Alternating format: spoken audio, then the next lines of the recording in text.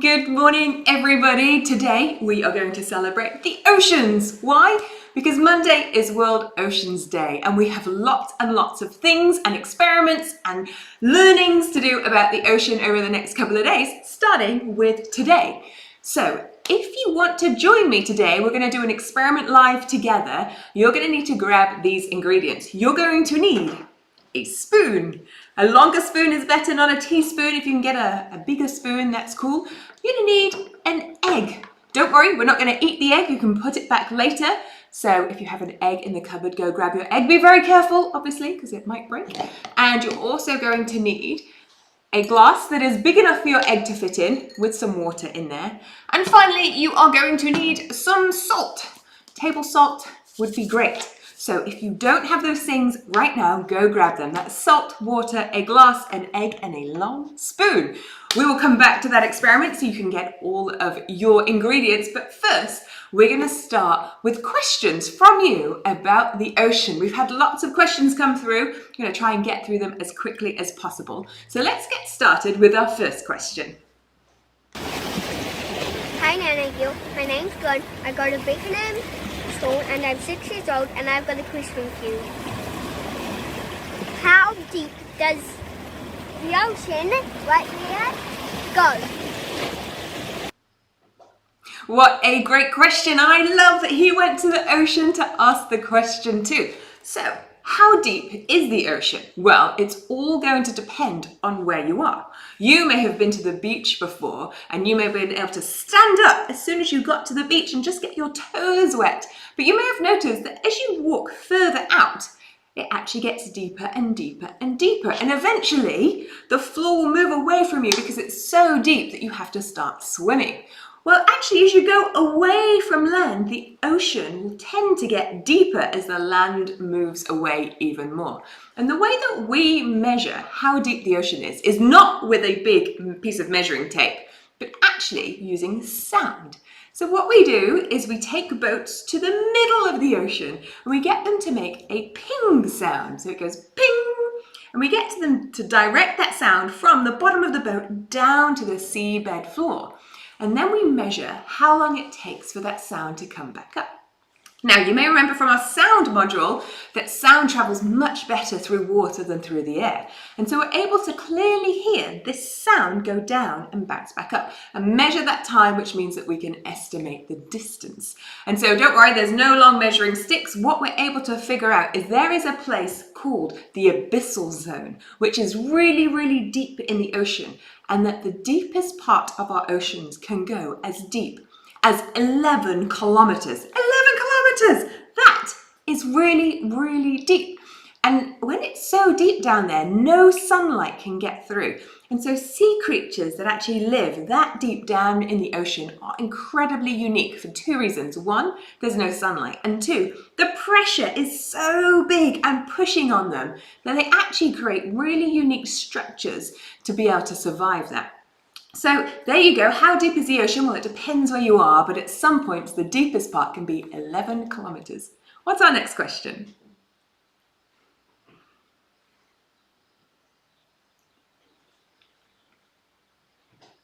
Great question. Where do dolphins live? Oh, well, okay, so dolphins live all over the world. And if you're lucky enough to see a dolphin, you've probably seen it in the ocean.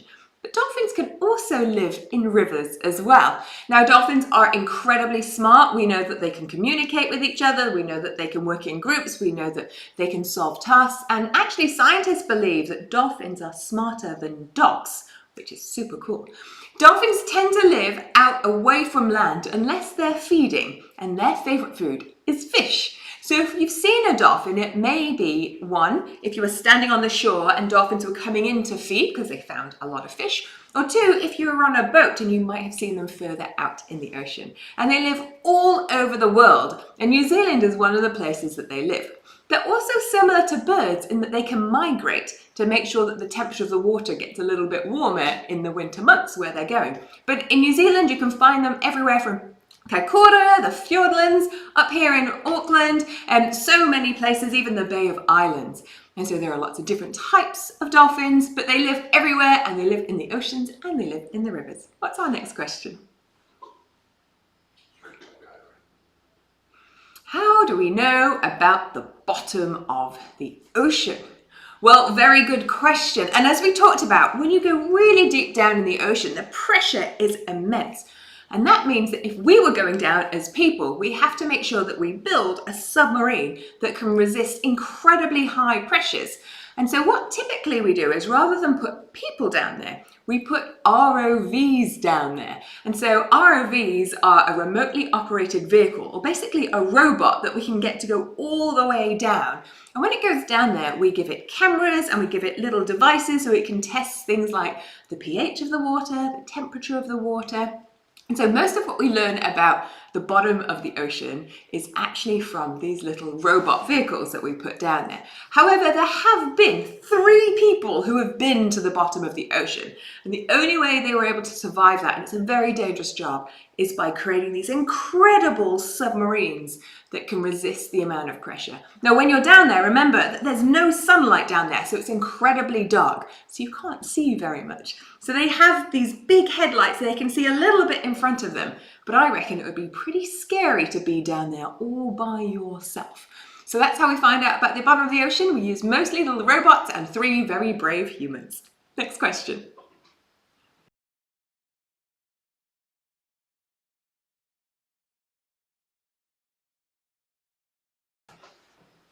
How many teeth do sharks have? How many teeth do sharks have? Lots. So take a look at your teeth right now. You might even have a wobbly tooth if you are of the age where your teeth are falling out, because we as humans have 2 sets of teeth.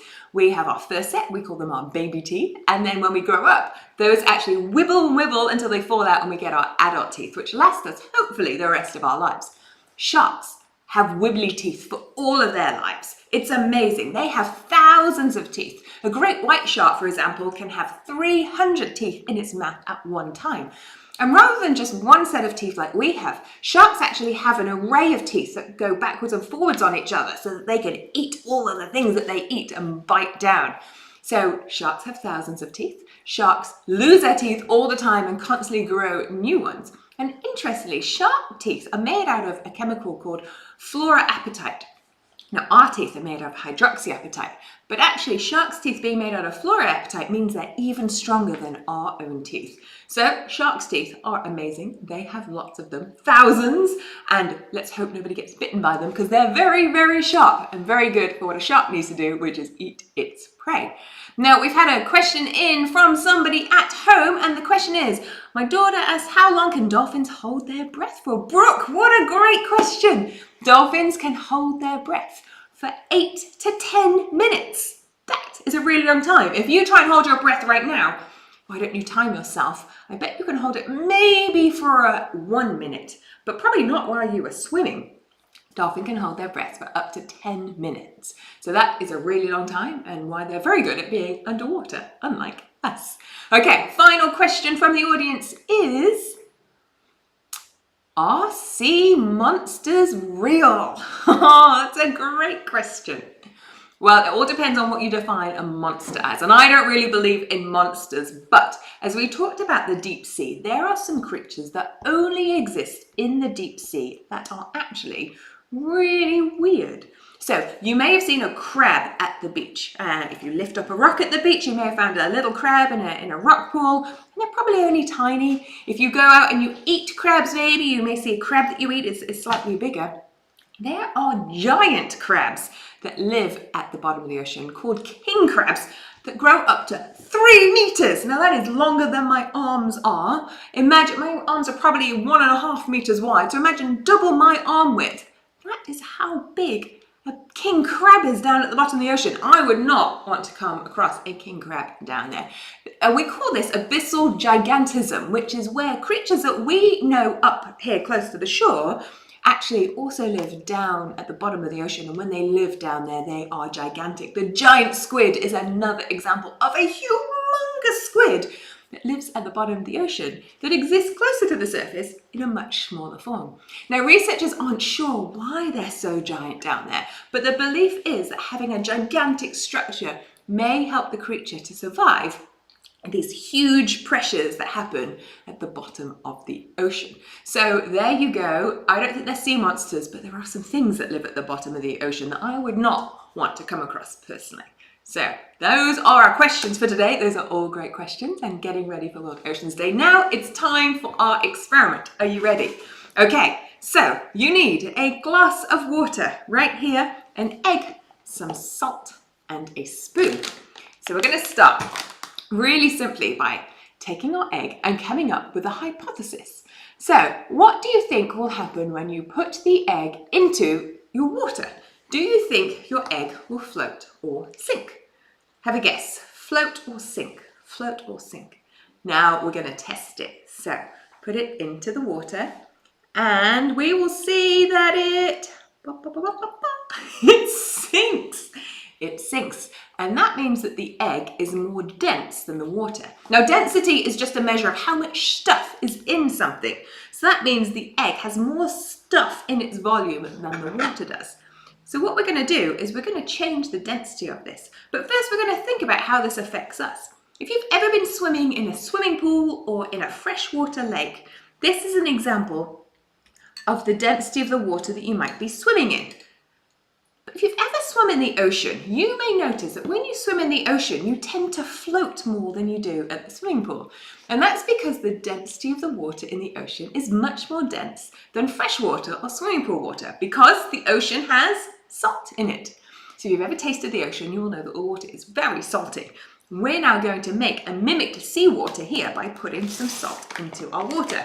So I'm going to take some salt, a spoonful, and I'm going to put it into the water and I'm going to mix it up and try and get it to dissolve. Now, what we've done is we've made our water more dense, meaning we've put more stuff into our water. And do you think that now our egg is going to float or sink? Well, it all depends on how much salt is in here.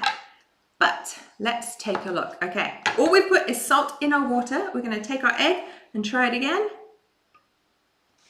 And look, it floats. There you go. So you can see that salt water is an increased density to fresh water. And that is why this egg floats and why you float so well when you're swimming in the ocean compared to when you're swimming in a swimming pool.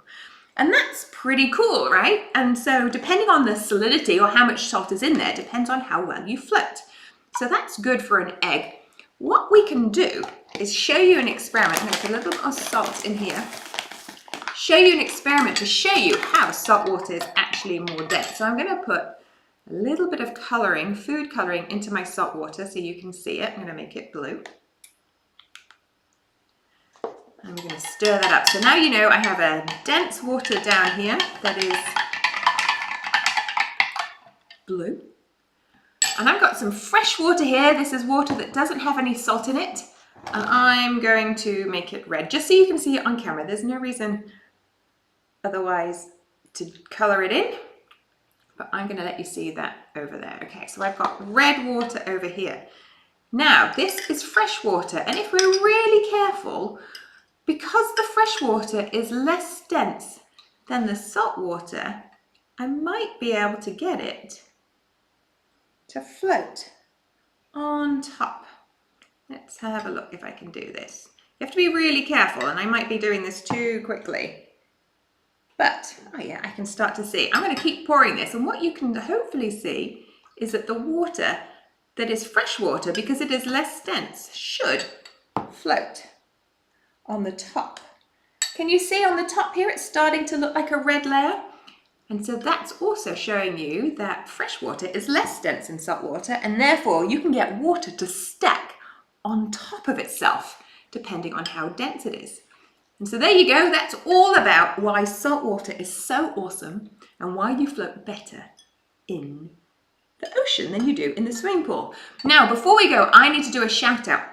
And my shout out is to Eleni. Eleni is one of our Nano Girls superfans, and she's part of our Nano Girls Lab Club, where she's been doing all of our experiments with us, and Eleni has done all 50 of our STEM experiments. She has built every single one, and that is an amazing feat. So Eleni, this is a shout out to you. Well done on completing everything in Nano Girls Lab Club. That is amazing. If you have a question for us, don't forget that you can email us or send us your videos and maybe you'll be featured on here next week. And to do that, you just need to email superfan@nanogirlslab.com and send us your videos, send us your questions, and who knows, maybe next time we will feature you in our show.